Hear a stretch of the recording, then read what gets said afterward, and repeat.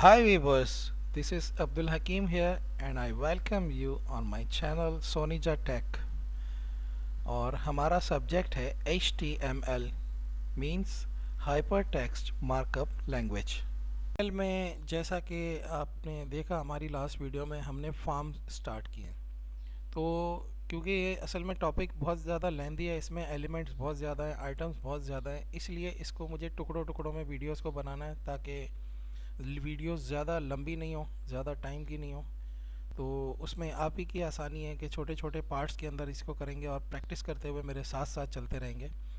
तो अब इसी कोडिंग को हम इसमें चेंजेस करेंगे और आगे कुछ चीज़ें और हैं वो भी सीखेंगे। तो इस कोडिंग में अब हम नेक्स्ट आइटम करने वाले हैं पासवर्ड का। तो पासवर्ड क्या होता है, जैसे ये टेक्स्ट फील्ड हमारे पास ऊपर हमने ली थी इनपुट टाइप टेक्स्ट में, तो उसी को हम कॉपी कर लेते हैं उस लाइन को और इसको हम नीचे पेस्ट कर देंगे इसकी के, और टाइप में टेक्स्ट की जगह हम यहाँ पे लिख देते हैं पासवर्ड। ठीक है, इसको सेव करके देखते हैं इसका क्या रिजल्ट आता है। ठीक है, अब यहाँ पे आप टाइपिंग करें, आप देखेंगे हम कि इसमें क्या टाइपिंग हो रही है। तो इसमें हमें शो नहीं कर रहा वैल्यू, ठीक है, डॉट्स लगा रहा है इसके अंदर। पासवर्ड सिक्योर करने के लिए इस तरह का ये काम किया जाता है ताकि ये पासवर्ड किसी को दिखे नहीं। ठीक है, तो ये पासवर्ड की हमने फील्ड ले ली। अब उसके बाद अब हमारे पास है ये जो दोनों फील्ड्स थी, ये सिंगल लाइन इनपुट के लिए होती हैं। ठीक है, तो अब मल्टीपल लाइन के लिए हमें एक और फैसिलिटी दी गई है, वो है टेक्स्ट एरिया की। तो टेक्स्ट एरिया हम सबसे नीचे लगाएंगे। तो यहाँ पे हम इसका टैग बाकायदा लगेगा टेक्स्ट एरिया, और ये पेयर टैग है इसलिए इसे क्लोज भी करना पड़ेगा हमें।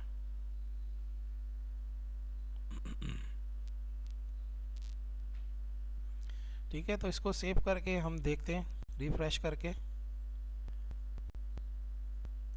ठीक है, तो हमें मल्टीपल लाइन इनपुट देने के लिए, जैसे कोई ईमेल या कोई और मतलब जैसे टाइपिंग फैसिलिटी हमें प्रोवाइड करने के लिए, जो टेक्स्ट था वो था सिंगल लाइन का। तो अगर हमें मल्टीपल लाइंस के ऊपर एक से ज़्यादा लाइनों की अगर एंट्री करनी है हमें, या कोई डाटा लिखना है, तो उसके लिए हमें फैसिलिटी प्रोवाइड की गई है HTML में टेक्स्ट एरिया की, जिसमें हम एक से ज़्यादा लाइनों में डाटा टाइप कर सकते हैं। ठीक है, अब इसके दो एट्रीब्यूट्स हैं जो कि रिक्वायर्ड है। वैसे तो मैं एट्रीब्यूट से अभी इस वक्त तो भाग रहा हूँ, लेकिन यहाँ पे नेसेसरी है इसलिए बताता चलूँ। जैसे मैंने आपको रेडियो बटन में बताया था, तो टेक्स्ट एरिया के टैग के अंदर हम एक एट्रीब्यूट अप्लाई करेंगे कॉल्स का। कॉल्स में हम यहाँ लगा देते हैं 100। ठीक है, इसको रिफ्रेश करके देखते हैं। तो ये हमारा टेक्स्ट एरिया विड्थ में बड़ा हो गया।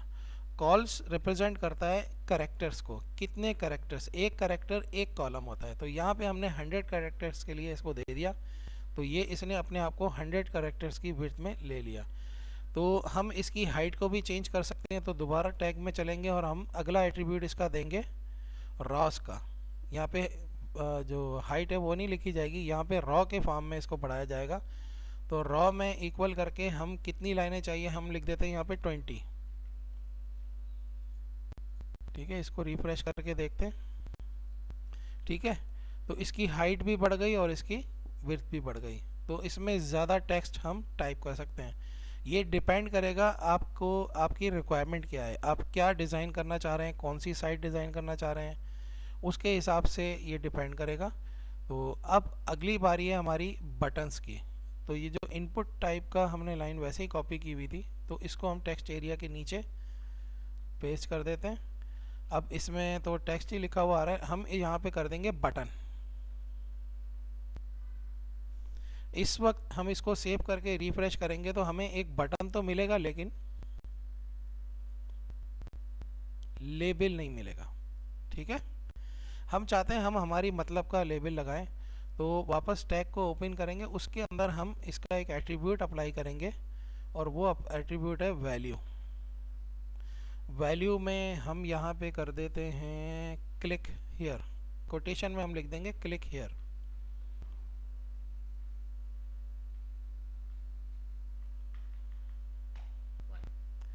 तो इसमें हमने वैल्यू भी देनी है और ये हम इसको दूसरी लाइन में लाना चाहते हैं तो हम इसको बी आर भी लगा देंगे ताकि ये सेपरेट हो जाएगा। ठीक है, तो इसको हम रिफ्रेश करके देखते हैं। तो हमारा दिया हुआ लेबल इस बटन के ऊपर आ गया। ठीक है, जो हम चाहते हैं इसके ऊपर ओके लगाना है, कैंसिल लगाना है। तो ये तो था एक सादा बटन। ठीक है, अब इसमें पीछे ये बटन के क्लिक होने पे होना क्या है वो सब हमें आगे चल के जब हम एडवांस फीचर्स करने वाले होंगे उस वक्त हमें पता चलेगा कि ये बटन हमें क्यों दिया गया। हम अपनी मर्ज़ी की कोई एक्शन परफॉर्म करवाना चाहें या कुछ भी करवाना चाहें उसके लिए बटन को हम यूज़ करेंगे। उसके बाद बटन में ही दो किस्म के बटन हमें प्री डिफाइन यानी कि बैक एंड पे उसकी कोडिंग करके हमें दे दिए गए। तो इसी लाइन को हम कॉपी कर लेंगे, बटन वाली लाइन को, और 2 दफ़ा नीचे पेस्ट कर देंगे। ठीक है, तो बटन में हम चेंज करेंगे, दूसरी वाली लाइन में जो बटन है उसमें हम चेंज कर देते हैं। यहाँ पे हम कर देते हैं सबमिट, और इस वक्त हम उसकी वैल्यू को हटा देते हैं। हमें ये देखना है कि अगर हम वैल्यू नहीं देते तो क्या करेगा। दूसरा है हमारा रीसेट। रीसेट की भी हम वैल्यू हटा देंगे, इसको हम बाद में वापस दे देंगे। ठीक है, तो सेव करते हैं इसको और रिफ्रेश करते हैं। ठीक है, तो ये 2 बटन्स हमें मिल गए। इसके बैक के ऊपर ये जो काम करेगा वो उसकी कोडिंग प्री डिफाइन मौजूद है। एक तो हमें सादा बटन दिया गया कि हम अपनी मर्ज़ी से अगर कोई काम करवाना चाहते हैं उसके लिए, और 2 बटन हमें ये दिए गए जो कि एक तो फॉर्म की जब हमने फिल कर लिया उसके बाद उसको सबमिट करने के लिए, और एक लेबल डिफ़ॉल्ट में उसने ख़ुद हमें दिया। ठीक है, हम इस लेबल को चेंज भी कर सकते हैं, अभी नहीं हम कर रहे हैं, अभी थोड़ी देर में करेंगे क्योंकि इसमें कुछ चीज़ें और समझानी है। और दूसरा है रीसेट का। तो पहले हम रीसेट का काम देखते हैं। तो फ़िलहाल हम क्या करेंगे कि हमारे फॉर्म में कुछ टाइपिंग कर देंगे, ऊपर की टेक्स्ट फील्ड में भी टाइप करेंगे, पासवर्ड भी दे देते हैं, रेडियो बटन भी सिलेक्ट करेंगे हम, और चेक बॉक्सेस को चेक कर लेते हैं, टेक्स्ट एरिया के अंदर टाइपिंग कर लेंगे हम। ठीक है, अब हम दबाते हैं रीसेट का बटन। ठीक है, तो इसने क्या किया, हमारे पेज को जैसे हम रिफ्रेश दबा रहे थे उस तरह से इसने रीसेट को रिफ्रेश की तरह का हमारा पेज साफ कर दिया कि हमने डाटा गलत एंट्री कर दी थी या कोई भी ऐसी रिक्वायरमेंट थी, तो हमने क्या किया, रीसेट का बटन दबा के सब कुछ रिफ्रेश कर लिया। ठीक है, तो ये रीसेट का काम है। अब रह गया बीच वाला हमारा बटन जो कि है सबमिट का। तो ये सबमिट का बटन क्या करता है कि जो भी डाटा हमने टाइप किया है उसको लेके जाएगा। कहाँ लेके जाएगा वो जब हम आगे करेंगे, सर्वर साइड प्रोग्रामिंग करेंगे या इसमें आगे चल के हम जावा स्क्रिप्ट वगैरह करेंगे उस वक्त हमें पता चलेगा। लेकिन इस वक्त आपको दिखाने के लिए कि ये सबमिट का बटन क्या करता है, हम चलेंगे ऊपर हमारे फॉर्म के टैग के अंदर। यहाँ पे हम एक एट्रीब्यूट अप्लाई कर रहे हैं अभी फ़िलहाल, और वो एट्रीब्यूट है एक्शन। एक्शन के बाद हम यहाँ पे अपने कोई पेज का नाम, हम मार्क्यू का नाम दे देते हैं। यहाँ पे हमने जो पहले बनाया हुआ ना पेज, हम उसी का नाम दे देते हैं मार्क्यू का, marqueue.html। ठीक है, अब इसको सेव करके रिफ्रेश करते हैं। ठीक है, अब हम यहाँ पे दबाएंगे सबमिट का बटन, तो ये स्विच कर जाएगा। जो एक्शन के अंदर हमने जो कुछ भी इसको कहा है कि ये डाटा लेके और किस पेज के ऊपर जाना है, कहाँ पे ये डाटा लेके आपको स्विचिंग करनी है। ठीक है, तो इस वक्त क्योंकि हमने वो हैंडलिंग की हुई नहीं है, क्योंकि वो हमने पढ़ा भी नहीं है अभी, जब मैं आपको पढ़ाऊँगा उसके बाद फिर आपकी समझ में आएगा कि ये डाटा किस तरीके से कहाँ जाएगा। वो आएगा हमारा डायनेमिक HTML में, DHTML में। वो टॉपिक, ये HTML हमारी ख़त्म हो जाएगी उसके बाद आएगा।